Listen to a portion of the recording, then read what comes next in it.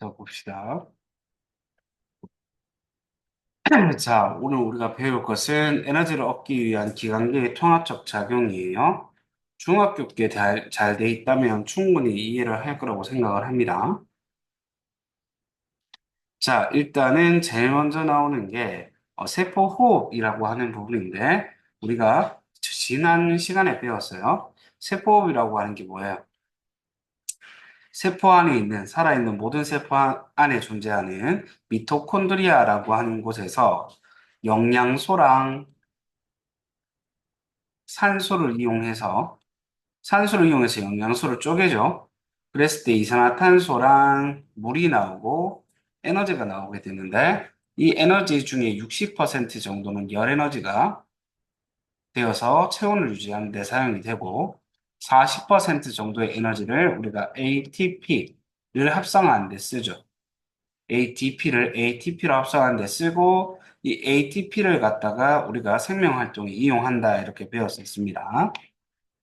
이게 물질 대사라서 세포호흡, 물질 대사 안에 있는 이화작용의 세포호흡에 필요한 물질이 바로 영양소와 산소가 되는 거죠. 자, 영양소는 그럼 어떻게 흡수가 되느냐? 소화기를 통해서 흡수가 됩니다. 소화계, 우리가 음식물 속에 포함되어 있는 녹말 단백질 지방, 탄수화물 단백질 지방, 탄단지, 이렇게 세 가지만 우리 몸에서 에너지를 낼 수가 있거든. 이 탄단지를 아주 작은 단위, 최소 단위로 쪼갠 다음에 그 쪼개는 것을 우리가 소장에서 흡수해서 우리 몸 전체에 있는 세포들한테 준 다음에 세포 호흡과 같이 에너지를 얻는 과정을 통해서 에너지로 사용을 할 수 있게 되는 거예요. 그리하여 최소 단위로 쪼개야 된다라고 얘기를 했는데, 이 탄수화물의 최소 단위는 제일 큰 탄수화물 다당류가 녹말이 있는데, 이 녹말을 포도당, 단당류인 제일 작은 당류인 포도당으로 분해해서 우리가 흡수를 하고요.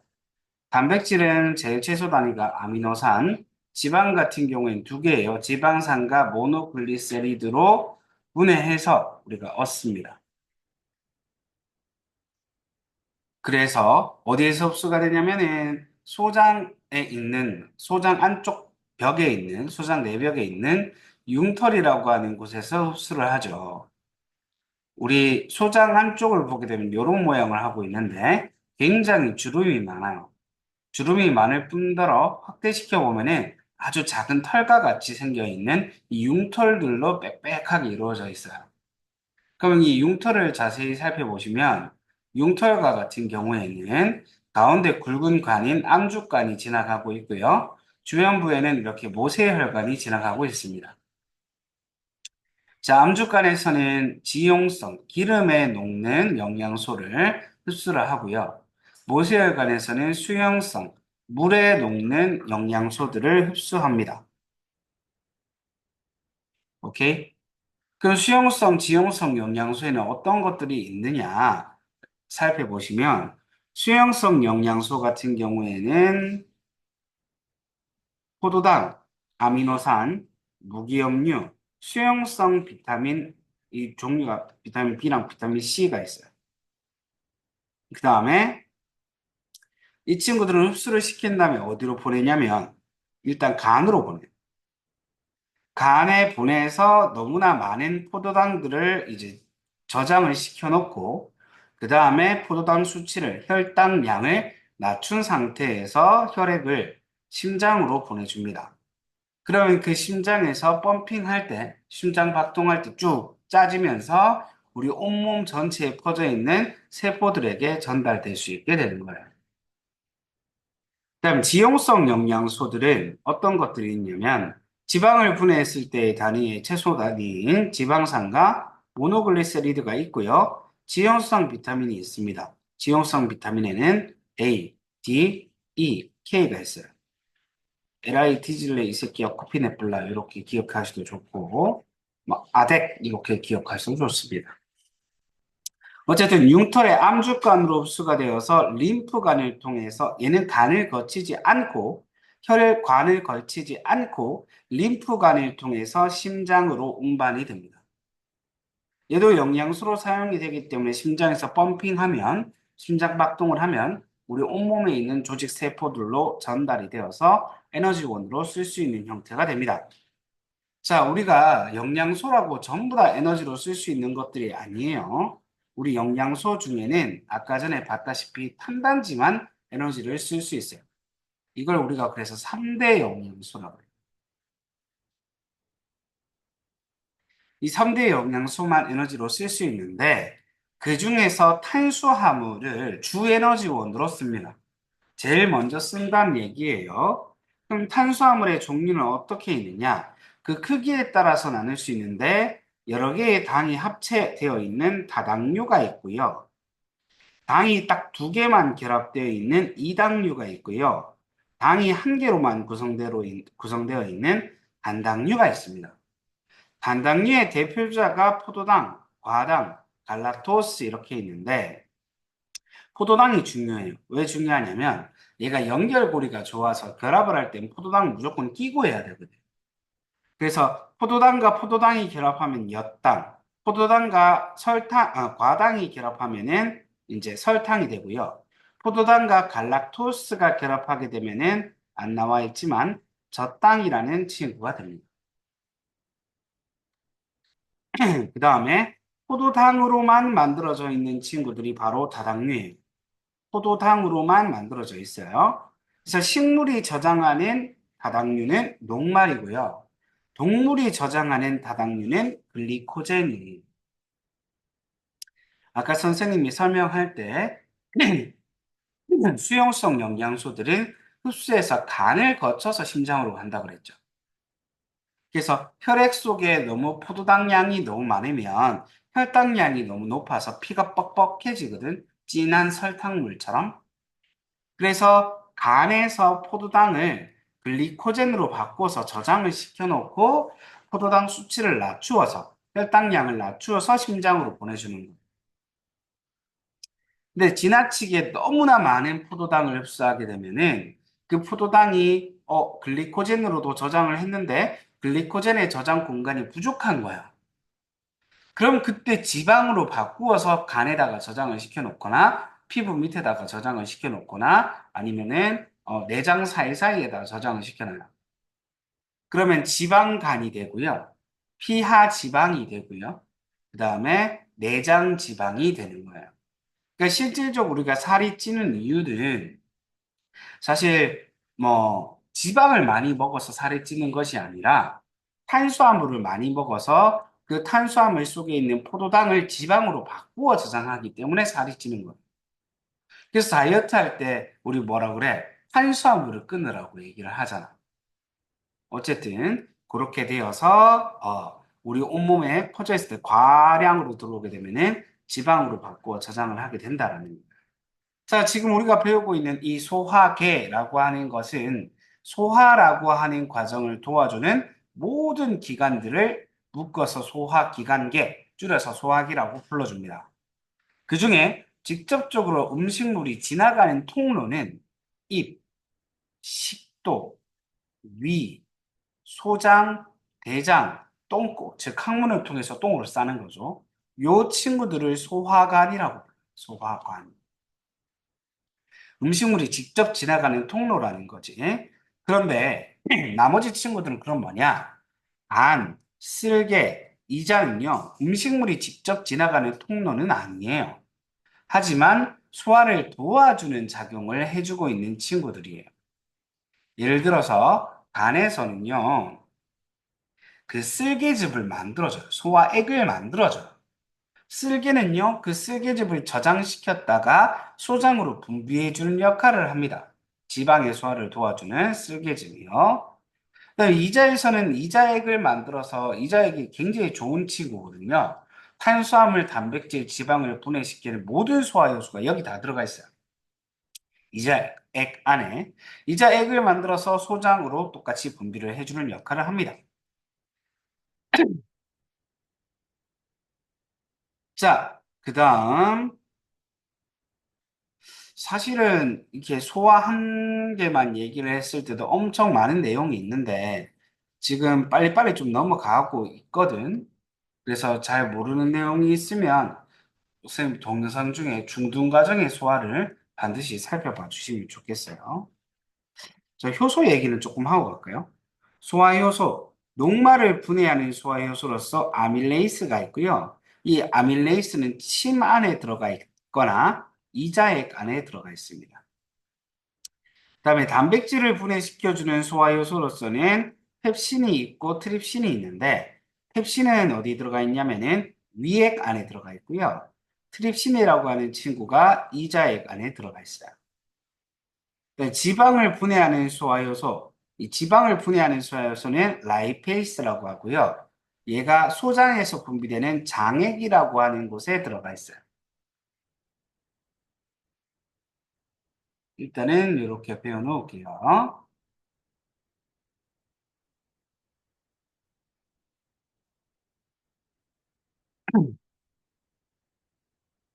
자, 아니다. 조금 디테일하게 보자. 우리가 입에서 일어나는 소화가 있고 소장 위에서 일어나는 소화가 있고 소장에서 일어나는 소화가 있거든. 입에서 일어나는 기계적 소화가 있어요. 기계적 소화가 있고 화학적 소화가 있는데 기계적 소화는 영양소의 크기만 줄어들지 다른 물질로 바뀌진 않아요. 근데 화학적 소화는 소화 효소가 참여하면서 물질을 쪼개되 작은 물질로 쪼개되 그 다른 물질로 쪼개버려요. 그래서 기계적 소화에는 이의 저작작용, 이빨에 씹는 운동이 있어요. 그 다음에 혀의 분절 운동, 예, 섞는 작용이죠.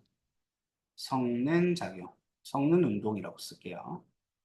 분절 운동이라고 해서 이제 침이랑 이제 음식물들을 섞어주는 작용을 해줍니다. 화학적 소화로는 침 속에 아밀레이스라는 친구가 뭐를 녹말을 갖다가 엿당으로 바꾸어주는 작용을 해줍니다. 자, 위로 가게 되면은요, 위에 섞는 운동이 있고요. 위 근육들이 꼼딱꼼딱 움직이면서 위액이랑 섞어져요.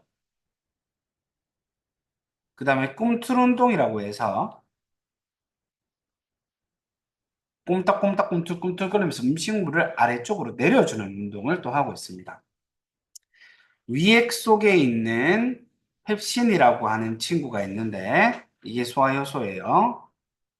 원래는 펩시노젠이라고 하는 형태로 있다가 위액 속에 있는 염산을 만나게 되면 펩시노젠이 펩신으로 변신해가지고 단백질을 쪼개요. 작은 단위의 단백질로.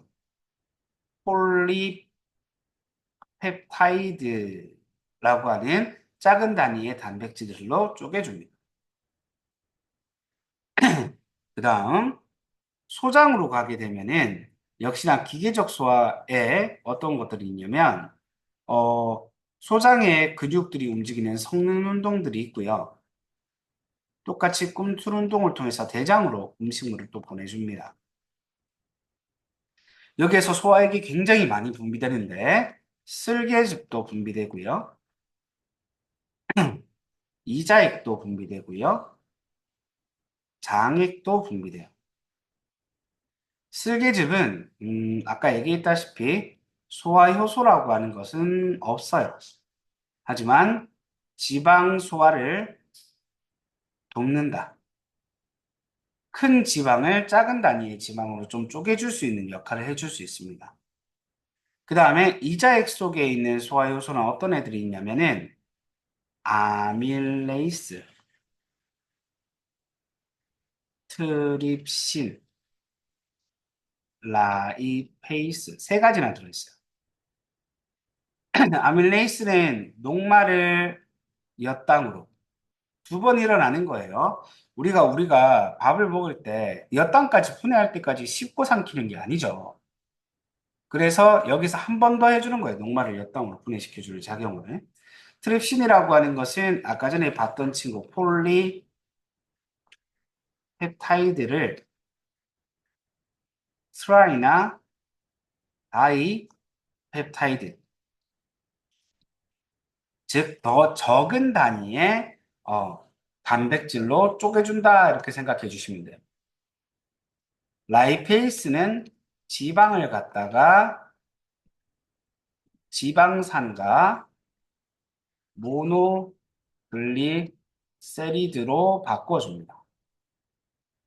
그다음에 장액 속에는 두 가지의 소화 요소가 분비가 되는데요.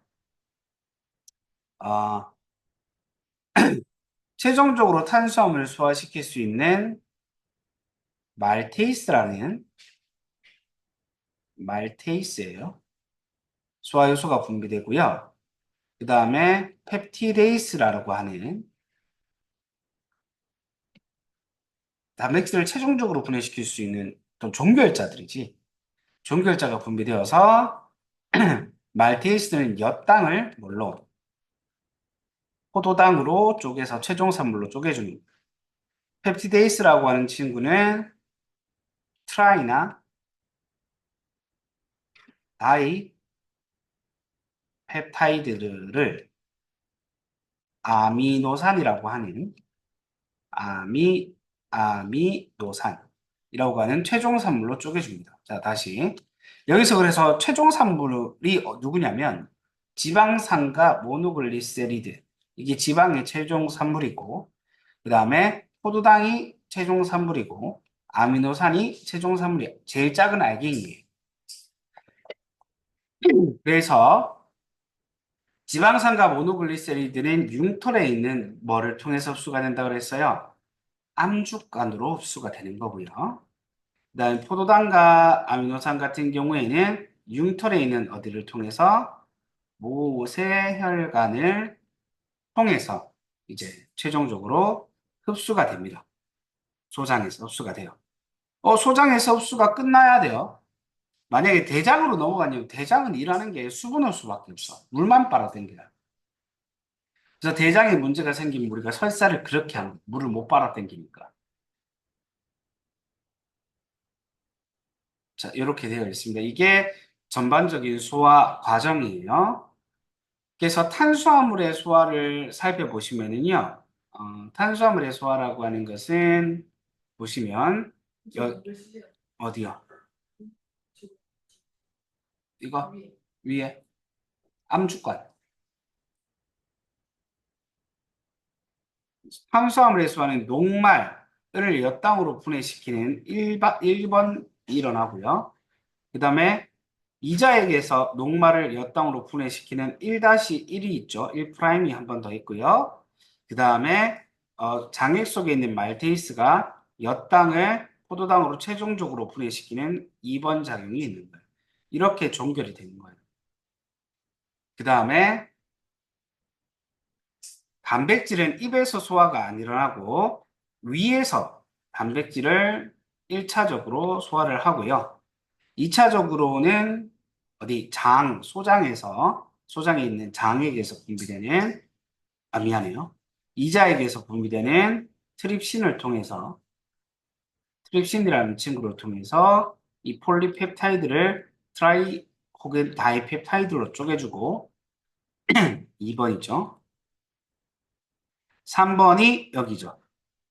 펩티데이스가 트라이 다이펩타이드를 아미노산 제일 작은 단위로 쪼개주는 거죠. 1, 2, 3 순서로 소화가 끝나게 되는 거예요. 지방은 어떨까요? 지방은 입에서도 아니 위에서도 아니 쓸개즙에서 지방 소화를 도와주죠. 근데 소화 요소는 없어요. 그러니까 작은 지방으로 쪼개주는 거예요. 1번. 그래서 화학적 소화는 안 일어나는 거예요, 사실은. 그 다음에 장액 속에 아니지. 이자액 속에 있는 라이페이스에 의해서 지방산과 모노글리세리드로 분해되는 게 2번이죠. 이렇게 해서 최종 산물로 쪼개진다 이 말이에요. 쪼개지면 이제 소장 속의 내벽에 있는 안쪽 벽에 있는 융털들을 통해서 지용성 영양소인 지방산과 모노글리세리드는 암죽간으로, 수용성 영양소인 포도당과 아미노산은 모세혈관으로 이제 흡수가 될 수 있게 된다. 오케이? 자, 그 다음에 기체의 교환 한번 볼게요. 우리 영양소를 흡수해서 에너지를 만들어낼 때는 영양소도 필요하지만 산소도 필요했죠. 그럼 그 산소를 어떻게 흡수를 하느냐? 바로 누가 일을 열심히 해주냐면은 소화기관계가 열심히 일을 해줍니다. 소화계의 호흡계의 호흡 운동을 통해서 흡수가 될 수 있게 되는데, 이거는 이제 코를 통해서 입은 소화기관이지만 코는 호흡기관이에요. 코를 통해서 공기가 들어와요. 그래서 목구멍에 있는 숨구멍인 기관을 통해서 내려오게 되고 이 가지처럼 퍼져 있는 기관지를 통해서 폐랑 연결되어 있는. 근데 폐는요, 포도송이 같아요. 무슨 말이냐면 한 큰 덩어리로 이렇게 폐가 이루어져 있는 게 아니라 포도송이처럼 작은 포도알들로 이루어져 있는데 수억 개의 폐포라고 하는 포도알을 통해서 합체해가지고 폐라고 하는 큰 덩어리가 이루어져 있다 이렇게 보시면 돼요. 그럼 이 폐포라고 하는 곳은 기체 교환이 직접적으로 일어나는 장소가 되는데 모세혈관이랑 기체 교환을 해요. 그래서 산소를 모세혈관한테 주고요. 모세혈관한테서 이산화탄소를 받아오는 거야. 이렇게 기체 교환을 해요. 오케이? 이걸 사실 외호흡이라고도 불러요. 외호흡이 있으면 내호흡도 있겠죠? 모세혈관이랑 폐포가 기체 교환하는 건 산소를 주고 이산화탄소를 받아오는 건 외호흡인데 이 모세혈관들이 결국 우리 몸을 이루고 있는 조직 세포들에게 이 산소를 주고 다시 조직 세포들한테 이산화탄소를 받아오는 것은 외호흡이라고 하거든.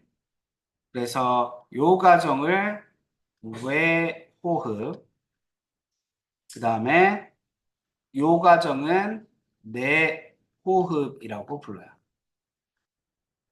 내호흡. 이제 전달되는 원리가 뭐냐면 확산입니다. 전달되는 원리가 확산이에요. 확산.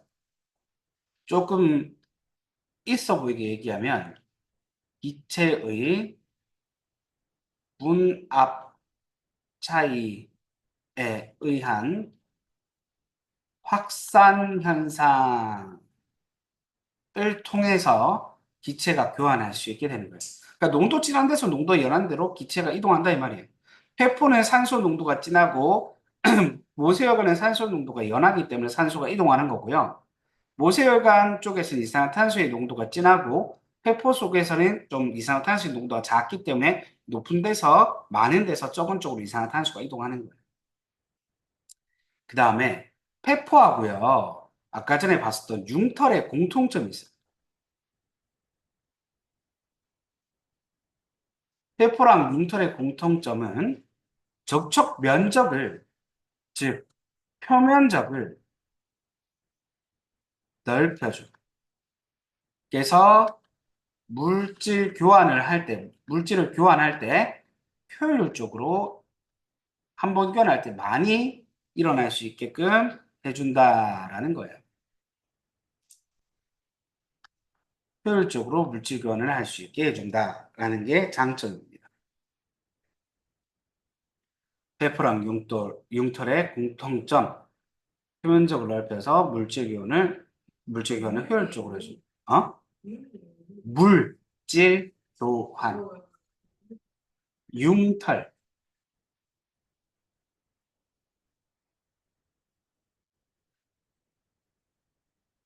자, 그 다음에 영양소도 흡수하고 산소도 흡수했어요.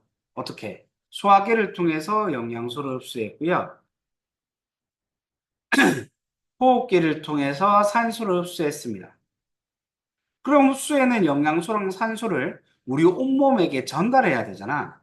성인 남자들 같은 경우에는 80쪽에서 100쪽에, 성인 여자들 같은 경우에는 한 60쪽에서 80쪽에들의 세포들로 이루어져 있단 말이야.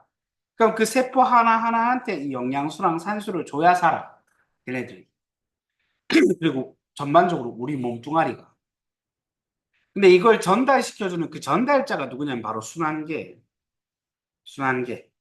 순환계는 혈관이랑 심장을 순환계라고 불러주는 거예요. 그래서 영양소는 소장에서 흡수가 된 다음에 혈액 속에 포함돼서 우리 몸을 구성하고 있는 그 몇 조개의 몇십 조개의 조직 세포들에게 전달되는 거고, 산소는 폐에서 흡수가 된 다음에 역시나 적혈구, 혈액 속에 포함되어 있는 적혈구를 통해서 조직 세포로 전달될 수 있게 해줍니다. 우리 피를 뽑은 다음에 확대를 시켜보면 이렇게 생겼거든요. 크게 혈구가 3개가 있어요. 피는요, 혈액은요, 크게 가만히 놔두고 혹은 원심 분리기에 집어넣어서 분리를 시키면 고체가 있고 액체가 있어요. 건더기가 있고 국물이 있거든. 그래서 건더기를 혈구라고 하고요. 고체 성분. 국물을 혈장이라고 해요. 액체 성분. 대체적으로 혈장 액체 성분들은 대부분 당연히 물입니다. 물. 근데 혈구의 대부분들은 누구냐면은 적혈구가 제일 많고요. 그 다음에 백혈구와 혈소판으로 이루어져 있어요. 적혈구는 산소를 운반시켜주는 역할을 하고요. 백혈구는 우리 몸에 세균들이 들어왔을 때 잡아먹어주는 역할, 즉 경비원 같은 역할을 하고요. 혈소판들은 따까리를 만들어요. 띠딱지를 만들어주는 게 혈소판이에요. 즉 혈액을 응고시켜서 밖으로 나가는 혈액을 줄여줍니다. 이렇게 보시면 되고, 보시면 이 약간 도너츠처럼 생기는 애가 적혈구고요. 제일 큰 친구, 이 친구가 백혈구고요. 그다음에 이 작은 친구들이 혈소판이에요. 이 바탕이 되는 부분, 액체 성분이 혈장이 됩니다. 근데 사실 우리 피가 빨갛게 보이는 이유는 바로 적혈구 때문에 빨갛게 보여요.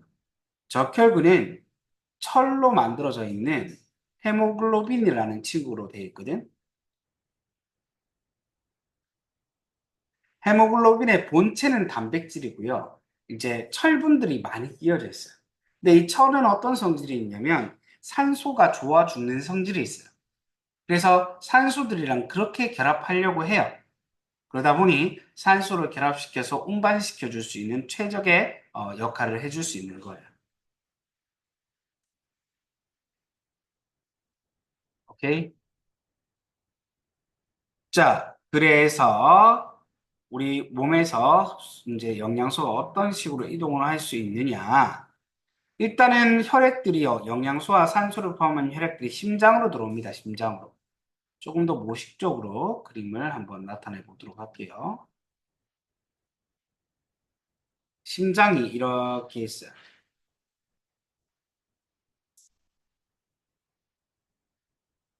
아래쪽은 되게 굵게 되어 있고요. 위쪽은 좀 얇아요. 이게 두 개로 나누어져 있거든.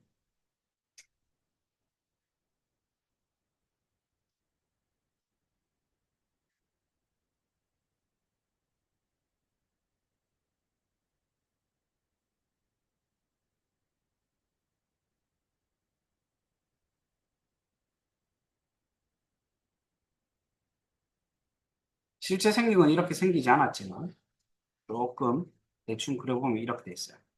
위쪽 부분이 심방이고요. 아래쪽 부분이 심실이라고 해요. 그래서 선생님이 서 있으면 이게 사람이 이렇게 서 있다고 생각했을 때 정면을 보고 있는 사람 기준이라 생각하면 이쪽이 오른쪽이고 이쪽이 왼쪽이거든. 그래서 여기를 우심방, 밑에를 미안해요. 좌심방.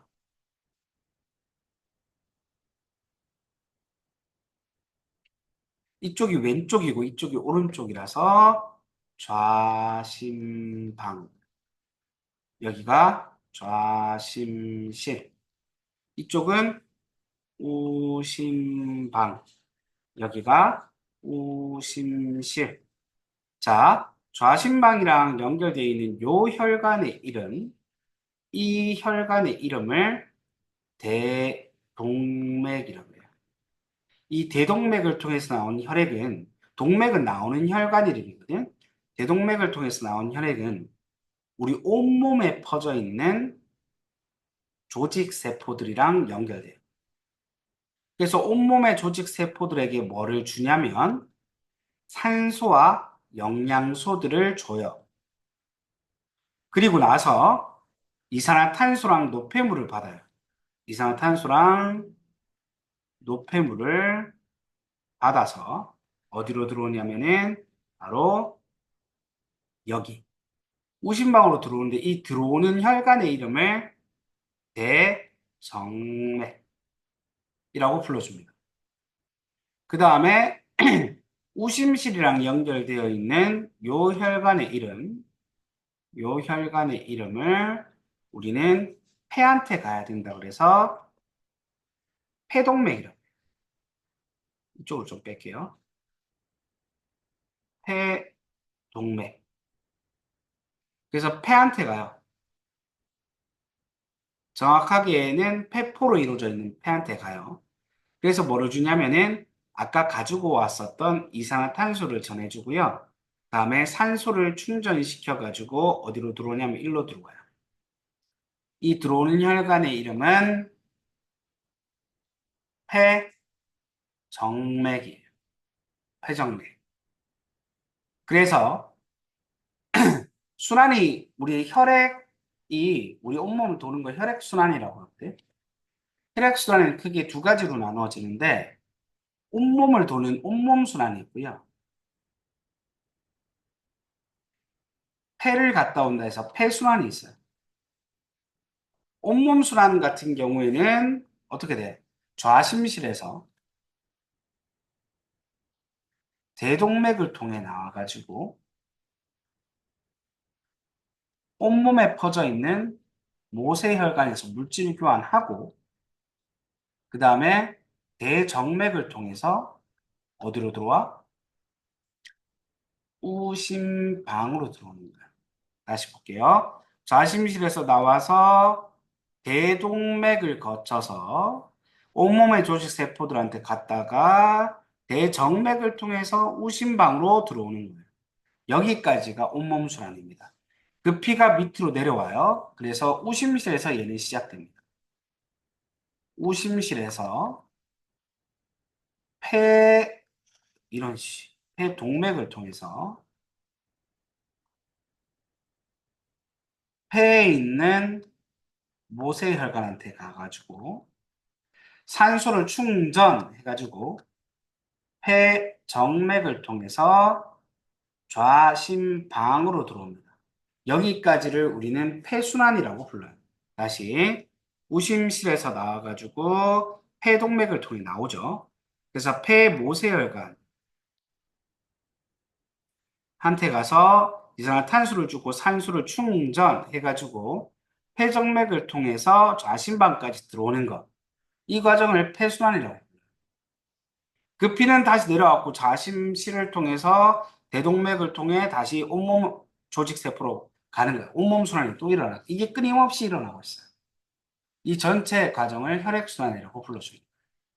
오케이?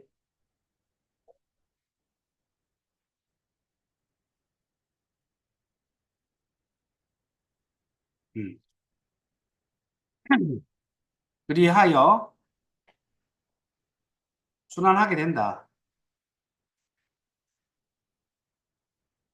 그 다음에 이제 배설을 볼 건데 배설은요. 우리 똥 싸는 게 배설이 아니에요. 오줌 싸는 게 배설이에요. 똥 싸는 건 배출이라고 해야 맞아요. 우리 온몸에 있는 조직 세포들에게 산소와 영양소를 주잖아. 산소와 영양소를 주면 그 영양소 중에 에너지를 낼 수 있는 탄단지, 탄수화물, 단백질, 지방을 줬을 때 탄수화물이랑 지방이랑 단백질 전부 다 CHO로 구성되어 있거든. 근데 단백질만 질소를 가져요. 그래서 이걸 분해시켰을 때 이산화탄소랑 물은 공통적으로 노폐물로 만들어지는데 단백질을 분해했을 때만 이 암모니아라고 하는 노폐물이 만들어져요. 이걸 이제 밖으로 꺼내줘야 돼. 그걸 배설이라고 해요. 이 이산화탄소, 물, 암모니아를 밖으로 꺼내주는 거를 배설이라고 불러요. 자, 세포로 생겼는, 즉 에너지를 만들어내는 과정으로 생겼는 이 노폐물들을 오줌의 형태를 통해서 몸 밖으로 내보내는 것을 배설계의 작용 이렇게 얘기를 합니다. 이산화탄소는 어떻게 나가요? 폐를 통해서 날숨으로 나가죠. 후 이렇게 나간다고. 물은요, 두 가지를 통해서 나가요. 오줌으로도, 콩팥을 통해서 오줌으로도 나가고, 폐를 통해서 날숨으로도 나가요. 우리 이렇게 하면은 약간 습한 공기가 나오죠.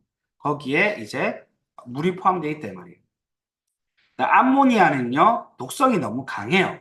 그래서 만약에 우리 몸에 암모니아의 형태로 구성되어 있으면, 이제 계속 존재를 하고 있으면, 우리 몸이 많이 아파. 그래서 해독 기관인 간한테 가서 몸에 있어도 될 수 있는 물질인 요소로 바뀌어요. 암모니아를 간이 요소로 바꿔줘요. 해독시켜줘요. 그 다음에 콩팥을 통해서 오줌으로 지리게 되는 형태가 되는 거예요. 오케이?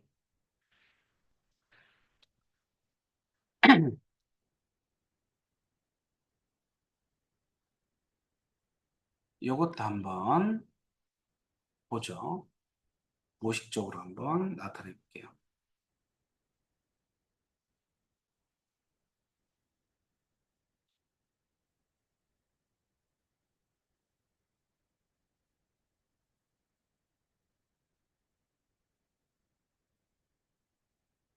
음,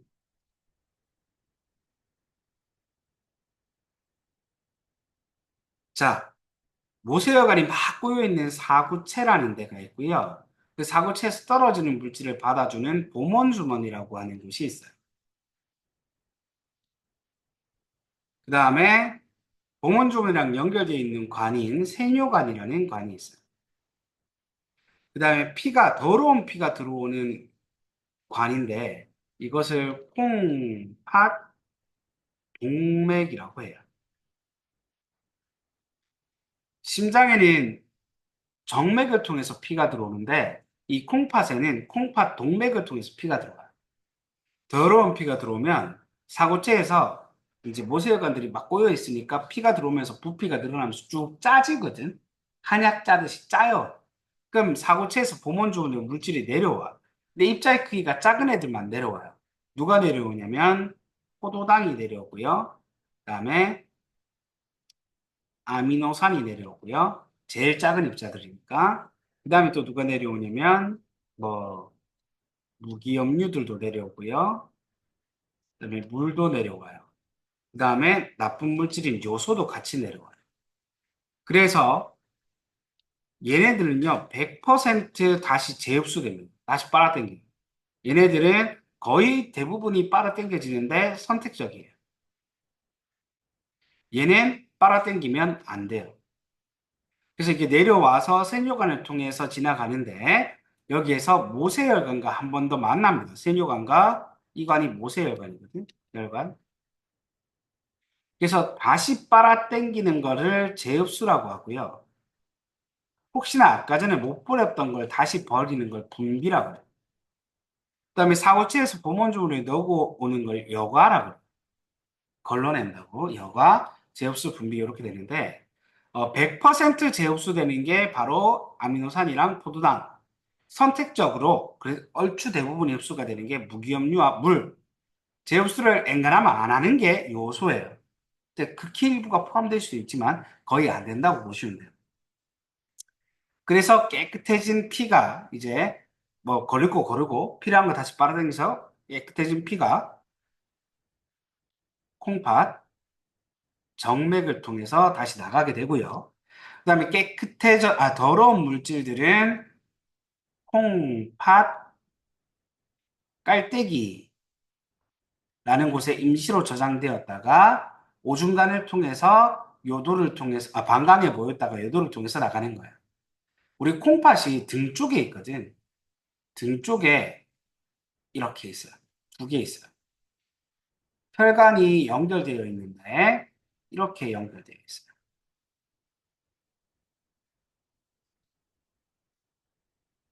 그 다음에 여기 작은 오중간은 노란색으로 그려볼게요.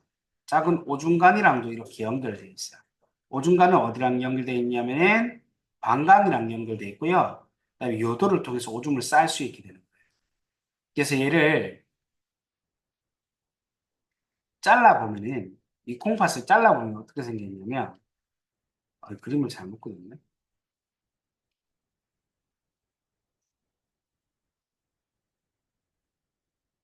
콩팥을 잘라보면은,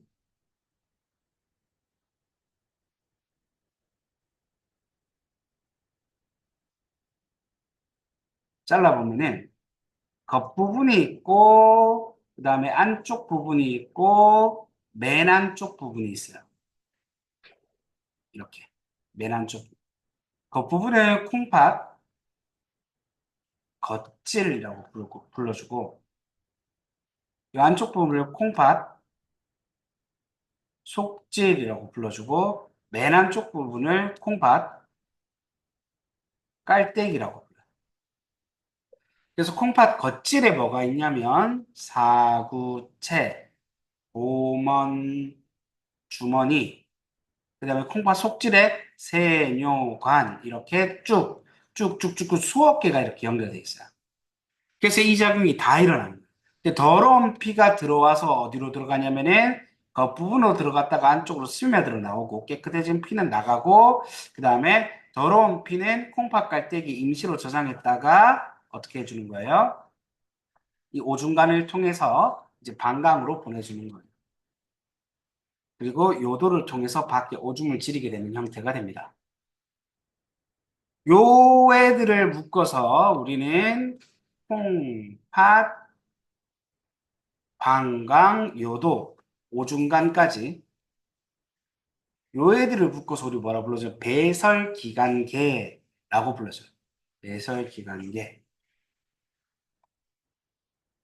필기할 필요 없어서 제가 이거 동영상 보내줄 거야. 자, 그렇게 되어 있습니다. 그래서 콩즙을 통해서 오줌 속에 있는 요소를 확인하는 실험이 있는데요. BTB 용액이라는 게 있어요. 브롬티놀 블루 용액이라는 친구인데 이 친구는 산성에서 노란색, 중성에서는 초록색, 염기성에서는 파란색을 나타냅니다. 자, BTB 용액을 떨어뜨리면은요, 거의 초록색에 가까워요. 오줌은 중성에 가깝거든.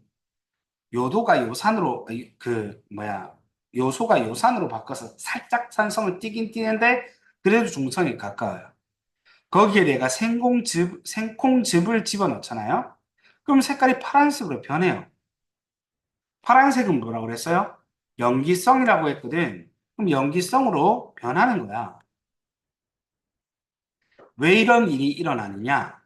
사실 그 콩즙 안에는 생콩즙 안에는 UAS라고 하는 소화 효소가 들어가 있는데 얘가 요소를 암모니아로 분해시켜줘요. 암모니아가 뭐냐면은 염기성 물질이야.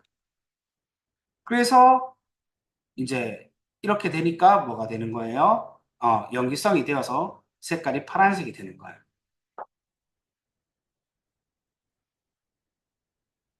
그냥 BTB 용액에다가 생콩즙을 집어넣잖아요. 그럼 생콩즙 자체가 좀 산성이거든.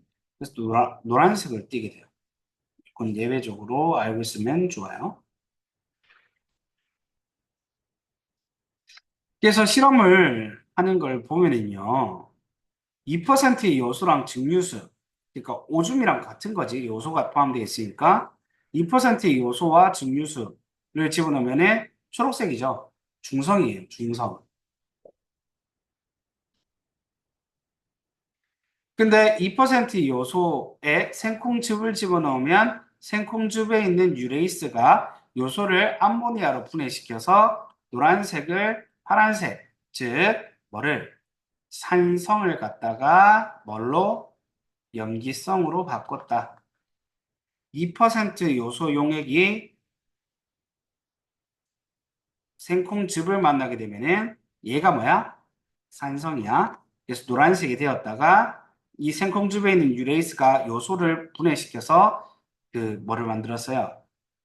암모니아를 만들어서 염기성으로 바꿔버렸다 이 말이에요. 자, 오줌이랑 증류수 집어넣으니까 거의 다 계속 초록색이죠. 오줌이랑 생콩즙을 집어넣으니까 생콩즙이 뭐라고 그랬어? 산성이라고 그래. 미안해요. 산성인데, 그 안에 있는 유레이스가 오줌에 있는 요소를 또 분해시켜서 어떻게 해준 거야? 암모니아로 분해시켜갖고, 이제 그 산성을 갖다가 뭘로? 염기성으로 바꾸었다. 증류수에다가 그냥 생콩즙만 넣으면 생콩즙 자체가 뭐라 그래서 산성이니까 노란색이 되는 거예요. 자, 기관계의 통합적 작용 볼게요. 자, 우리가 음식물을 처먹처먹하게 되면은요, 소화기에서 음식물을 분해시켜 줍니다. 그리고 이제 쪼개지지 않은 음식물들은 똥으로 나가게 되는데 이거 배설 아니다. 그래서 소장에서 영양소를 흡수해서 심장으로 보내줍니다. 그러면 그 심장에서 그 영양소들을 조직세포들로 보내주죠. 그 다음, 호흡기에서 이제 산소를 줘요. 그 산소랑 영양소를 같이 순환계가 조직세포한테 줘요. 그럼 조직세포가 만들어내는 노폐물과 이산화탄소를 이제 그 순환계가 질소 노폐물은 배설계, 질소 노폐물이 뭐예요? 요소죠, 요소. 요소를 갖다가 배설계를 통해서 오줌으로 지리게 되고 이산화탄소는 다시 누구로? 호흡기로 보내가지고 밖으로 꺼내주는 거예요. 날숨을 통해서. 그래서 보시면 모든 이 기관계들이 따로 일어나는 것이 아니라 한데 묶여서 같이 돌아가고 있죠. 그래서 만약에 여기서 한 군데가 문제가 생기면 다른 부분에 무조건 문제가 같이 생깁니다. 연쇄적으로. 자, 소화기는 음식물에 있는 영양소를 작은 영양소로 분해시켜주죠. 이걸 소화라고 합니다. 그다음 호흡기는 산소를 흡수시키고 이산화탄소를 밖으로 꺼내줍니다. 순환기는 그런 모든 물질을 운반시켜주는 역할을 해줍니다. 배설계는요, 요소와 같은 노폐물을 오줌으로 밖으로 내보내는 역할을 해주고 있습니다. 이해될까요?